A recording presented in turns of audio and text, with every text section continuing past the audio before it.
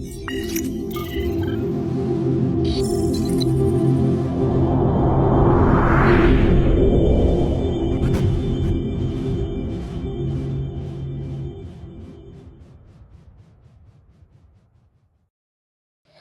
pagi semuanya, kami dari kelompok 1 akan memaparkan materi tentang evolusi bisnis. Sebelum itu, izinkan saya memperkenalkan diri terlebih dahulu. Saya Fahrana Permatasari sebagai moderator. Baik, kalian tahu nggak sih bagaimana itu evolusi bisnis? Dunia bisnis mengalami perubahan besar mulai dari masa barter hingga memasuki era digital saat ini. Dalam presentasi ini, kami akan membahas bisnis terus beradaptasi sesuai kebutuhan dan perkembangan zaman. Baik, untuk penjelasan lebih lanjut akan dilanjutkan oleh rekan saya. Kepada materi 1 dipersilakan. Terima kasih moderator atas kesempatannya. Di sini saya akan menuliskan tentang materi pertama, yaitu era barter atau pertukaran barang. Baik, langsung saja ke materinya. Pada masa awal sebelum uang ditemukan, manusia memenuhi kebutuhan dengan sistem barter. Jadi, semua dilakukan dengan menukar barang dengan barang atau barang dengan jasa.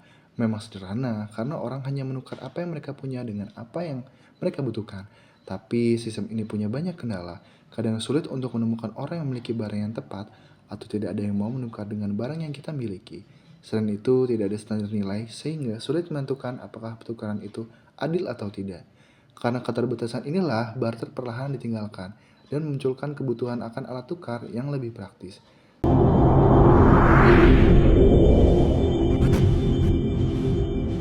Saat sistem barter tidak lagi efisien, manusia mulai menggunakan uang sebagai alat tukar. Uang mempermudah transaksi karena berfungsi sebagai alat tukar, satuan hitung, dan penyimpanan nilai. Seiring perkembangan zaman, bentuk uang juga berubah. Ada uang tunai seperti koin dan uang kertas, dan ada uang giral seperti simpanan di bank yang membuat transaksi jadi lebih cepat melalui sistem perbankan. Uang ini juga berkembang menjadi beberapa jenis, yaitu sebagai berikut. Pertama, ada uang barang, yaitu barang yang memiliki nilai dan bisa digunakan sebagai alat tukar.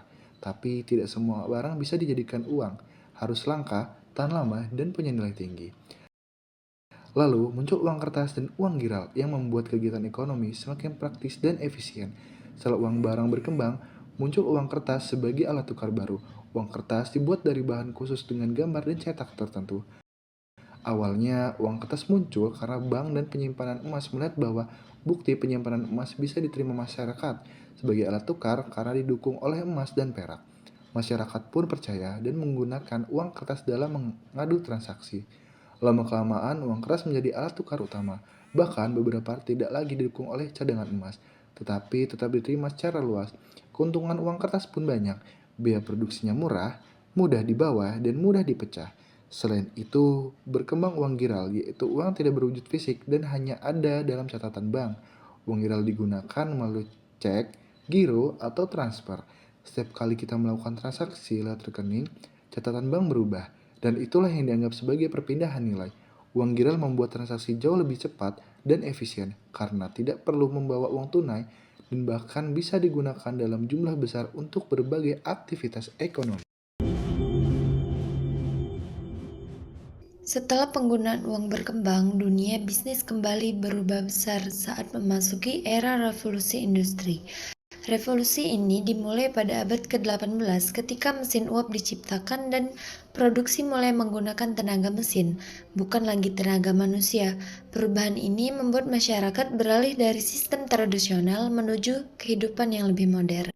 Revolusi Industri 1.0 dimulai di Inggris dan membawa masyarakat yang tadinya hidup dari pertanian masuk ke dunia manufaktur seperti tekstil dan besi baja. Lalu masuk ke revolusi 2.0, teknologi makin maju dengan hadirnya listrik, mesin yang lebih efisien hingga mobil dan pesawat. Berlanjut ke revolusi 3.0, komputer, internet, dan otomatisasi mulai digunakan, membuat banyak proses produksi digantikan oleh sistem berbasis teknologi informasi. Kemudian kita memasuki revolusi 4.0 di mana manusia, mesin, dan data terhubung melalui teknologi digital seperti robot pintar dan sistem otomatis. Sekarang kita ada di era revolusi 5.0 yang memadukan kecerdasan buatan IoT dan robot canggih, namun tetap mengutamakan kolaborasi antara manusia dan teknologi. Semua perubahan ini menunjukkan bagaimana bisnis terus berevolusi mengikuti kemajuan teknologi dan kebutuhan masyarakat.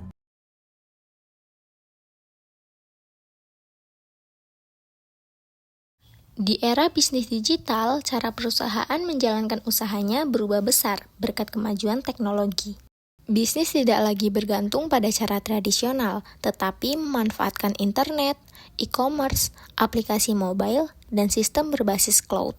Teknologi ini membuat perusahaan lebih mudah menghubungkan produk dengan pelanggan, sekaligus memungkinkan analisis data untuk keputusan bisnis yang lebih tepat. Contoh nyatanya seperti Gojek, GoFood, SoFood, Shopee, Tokopedia, Dana, OVO, Traveloka, dan lain-lain. Contoh ini membuktikan bahwa teknologi digital bukan hanya mempermudah bisnis, tetapi juga mengubah cara masyarakat berinteraksi, berbelanja, dan memenuhi kebutuhan. Meski membuka peluang besar dan memudahkan usaha menjangkau pasar global, era digital juga menghadirkan tantangan. Persaingan menjadi lebih ketat. Tidak semua bisnis siap beradaptasi karena keterbatasan modal, kemampuan digital, atau sumber daya manusia. Karena itu, inovasi dan kemampuan beradaptasi menjadi kunci agar bisnis tetap bertahan di tengah cepatnya perkembangan teknologi.